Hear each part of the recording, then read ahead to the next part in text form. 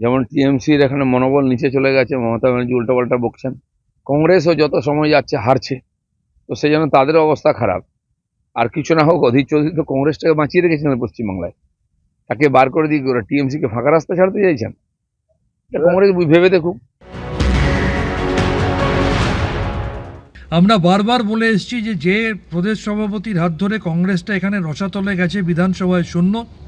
অতীতে অনেক প্রদেশ সভাপতি হারের দায় স্বীকার করে তার পদ থেকে নিজে থেকে অবসর গ্রহণ করেছেন, কিন্তু ইনি এতটাই নির্লজ্জ এখনও পদ আঁকড়ে বসে থেকে এখানে বিজেপি বিরোধী একমাত্র শক্তি তৃণমূলকে দুর্বল করার জন্যে তিনি সিপিএম এবং আইএসএফের সাথে হাত মিলিয়ে চলছেন।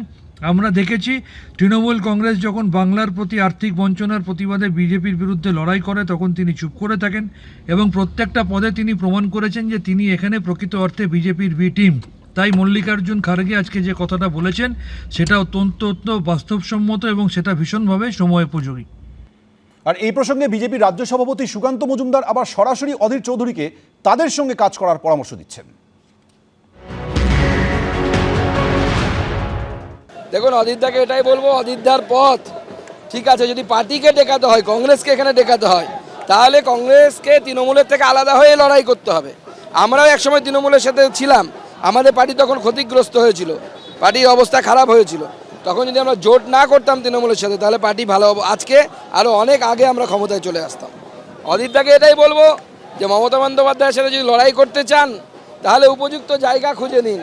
আপনি যে বাড়িতে আছেন ওতে বিভীষণ বেশি, বিভীষণ আলা বাড়ি ছাড়ুন, রামের বাড়িতে আসুন। ইন্ডিয়া জোট ইস্যুতে মমতার পাশে খাড়গে কড়া বার্তা দিলেন অধীর চৌধুরীকে। মমতা বন্দ্যোপাধ্যায় জোটের সঙ্গে আছেন সেটা স্পষ্ট। অধীর চৌধুরী সিদ্ধান্ত নেওয়ার কেউ নন, সিদ্ধান্ত নেয় হাইকমান্ড। আমরা যে সিদ্ধান্ত নেব সেটাই চূড়ান্ত হবে, আমাদের সিদ্ধান্ত না মানলে বেরিয়ে যেতে হবে। আরো কি বললেন শোনাব।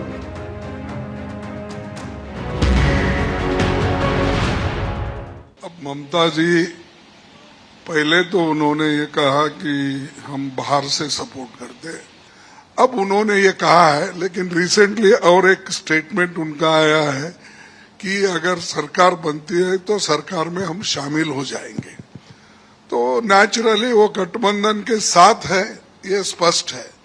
अब रही बात अधीर रंजन चौधरी की, अधीर रंजन चौधरी निर्णय लेने वाले नहीं, निर्णय लेने वाले हम हैं, कांग्रेस पार्टी है, हाईकमांड है, इसीलिए वो हम जो निर्णय लेंगे वही सही होगा। हम जो तय करेंगे फॉलो करें, अगर कोई फॉलो नहीं करता तो वो बाहर जाएगा।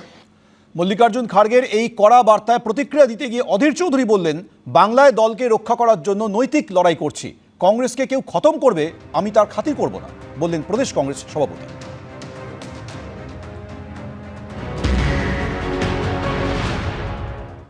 আমার বিরোধিতা নৈতিক বিরোধিতা, কংগ্রেসকে কেউ খতম করবে আমি তাকে খাতির করবো তা তো হতে পারে না। আমার বিরোধিতার মধ্যে কোনো ব্যক্তিগত বিদ্বেষ নেই, আমার বিরোধিতা নৈতিক বিরোধিতা, আমার বিরোধিতা পশ্চিমবঙ্গে আমার পার্টিকে রক্ষা করার জন্য লড়াই। এই লড়াই আমি কোনোভাবেই থামাতে পারি না, কারণ আমি পার্টির একজন ফুট সোলজার। এ প্রসঙ্গে তৃণমূল মুখপাত্র শান্তনু সেন তিনি কি বলছেন দেখুন।